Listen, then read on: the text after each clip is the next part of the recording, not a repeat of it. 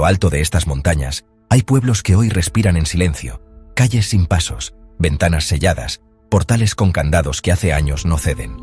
Las fachadas se agrietan y el eco del trabajo cotidiano se ha vuelto un murmullo.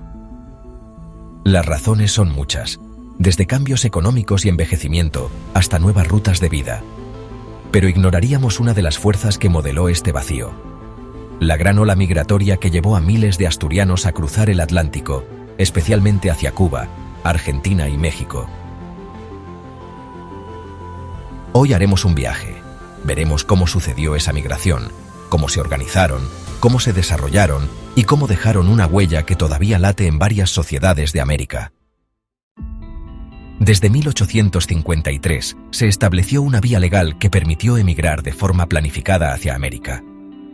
Con contratos de pasaje, listas de embarque y rutas de vapor más regulares, la salida dejó de ser improvisación para volverse calendario. Familias y contingentes partieron desde distintos puntos del país. Y no es que antes no existiera la emigración. Existía, pero fuera de marcos claros, con más riesgo y menos capacidad de previsión.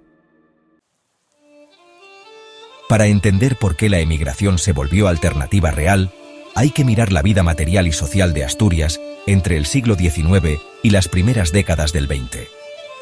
La tierra se fue partiendo en porciones cada vez menores.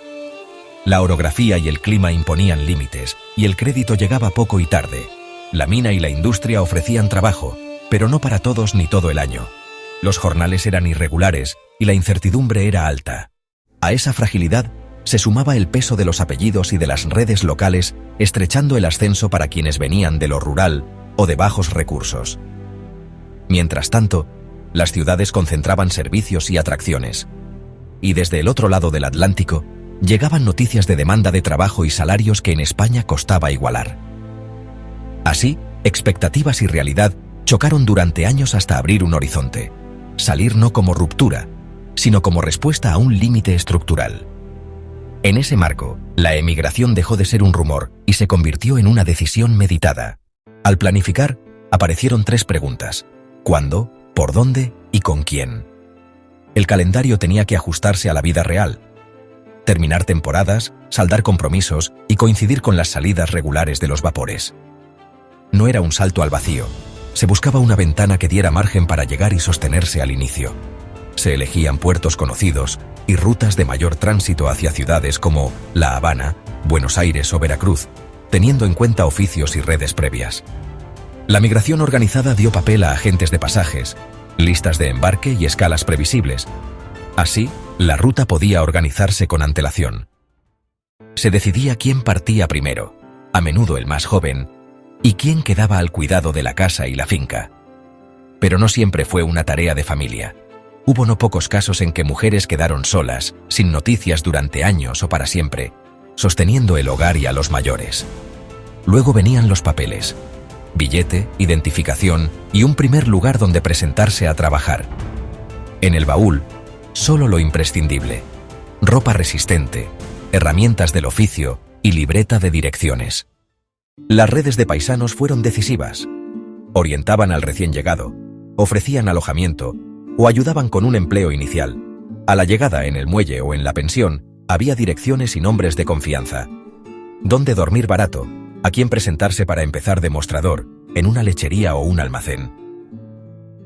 Con el tiempo, aquel apoyo se institucionalizó de forma tal que nacieron los centros asturianos y mutuales, con cuotas que financiaban cajas de socorro, médico y botica, bibliotecas, bolsa de trabajo y actividades culturales y deportivas. La cooperación activa entre paisanos dio lo que buscaban muchos: seguridad, oportunidad y pertenencia. Así, numerosos emigrantes dejaron de pensar en volver pronto y echaron raíces, abriendo negocios, formando familias y trayendo a parientes.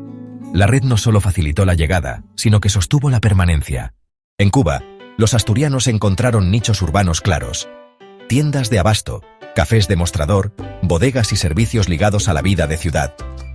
En La Habana, la red se articuló en torno al centro asturiano y su gran obra sanitaria, la Quinta de Salud, La Covadonga, ubicada en la calzada del Cerro. Nació en tiempos difíciles y abrió sus primeras salas en locales adaptados. Luego creció en pabellones y servicios, ofreciendo consulta, botica y hospitalización. Y muy pronto, adaptó sus instalaciones a una escuela de enfermería, la cual fue muy avanzada para la época. En Argentina, el crecimiento urbano y del interior abrió espacio para almacenes, panaderías, bares y hoteles. La pauta fue jornadas laborales largas combinadas con contabilidad estricta y reinversión. En Buenos Aires, esa organización tuvo un faro, el Centro Asturiano de Buenos Aires, aún activo, que articuló ayuda mutua, salud, cultura y deporte. Cafés y comercios de la Avenida de Mayo exhibieron ese ascenso. En México, la huella asturiana se consolidó en giros de trato diario. Fondas, lecherías, ferreterías, textiles y abarrotes. El cumplir la palabra y llevar la cuenta limpia les permitió usar créditos y trabajar con proveedores. En la capital, el Centro Asturiano de México, activo hasta hoy, fue casa común. Su Club Asturias convirtió el Parque Asturias en punto de encuentro de época y dio nombre a la colonia Asturias. El oficio se transmitió en el mostrador, mirando, repitiendo y anotando. Así empezaron a pasar del mozo al encargado, pero por mérito y confianza, no tanto por parentesco.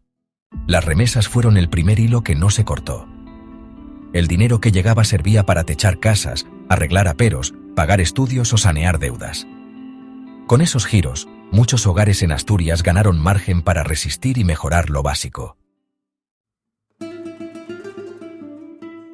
Cuando las trayectorias en América se consolidaron, apareció la figura del indiano, quien regresaba con recursos y ponía su nombre o su apoyo anónimo en obras públicas.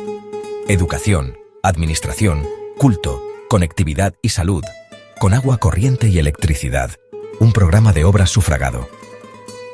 Ese regreso también se hizo arquitectura. Las casas de indianos mezclaron gustos e influencias, colores claros, galerías y miradores, y sobre todo palmeras y otros árboles tropicales en el jardín. No era un capricho. Para muchos esas especies eran una señal de gratitud y un recordatorio cotidiano de la tierra americana que los acogió durante años. Un modo de traer cerca su clima, sus paisajes y su memoria. Pero no fue una línea ascendente. También hubo tropiezos y serios. No todos regresaron, y menos aún adinerados. Entre crisis y enfermedades, papeles y trabas, distancias y cartas que no llegaban, muchos no reunieron ni siquiera el pasaje y murieron con el deseo de volver. Otros quedaron solos al otro lado. No todo fue éxito. Hubo un coste humano de ausencias largas y hogares vacíos. La emigración reordenó la demografía. Pueblos con menos jóvenes, nacimientos bajos y matrimonios tardíos. Muchas aulas cerraron o quedaron con pocos pupitres. Servicios que antes eran estables pasaron a ser itinerantes y algunas parroquias se agruparon. Más tarde, la migración interna hacia ciudades y polos industriales terminó de vaciar el campo. El mapa familiar quedó estirado. Abuelos aquí, hijos en la ciudad y parientes en América. El resultado fue un paisaje envejecido, con densidad baja y tiempos marcados por la memoria más que por el ruido del trabajo. En síntesis, la emigración no fue solo un viaje, fue una reconfiguración social. Estiró el parentesco entre orillas, cambió quién cuidaba, quién heredaba y a quién se pedía ayuda. En América se forjaron identidades nuevas. En Asturias, modos distintos de sostener la ausencia. Cuando hoy vemos estos pueblos vacíos, no solo en Asturias, también en todo el norte de España, sabemos que hay muchas causas. La pregunta ya no es solo por qué se fueron, sino cómo miramos su rastro hoy. ¿Qué cuidamos aquí? ¿Qué abrazamos allá? ¿Y cómo tejemos de nuevo una misma comunidad a distancia? Si este relato te ayudó a mirar distinto, compártelo. Y cuéntame en comentarios tu pueblo y a qué orilla llegó tu familia. Suscríbete para no perderte el próximo.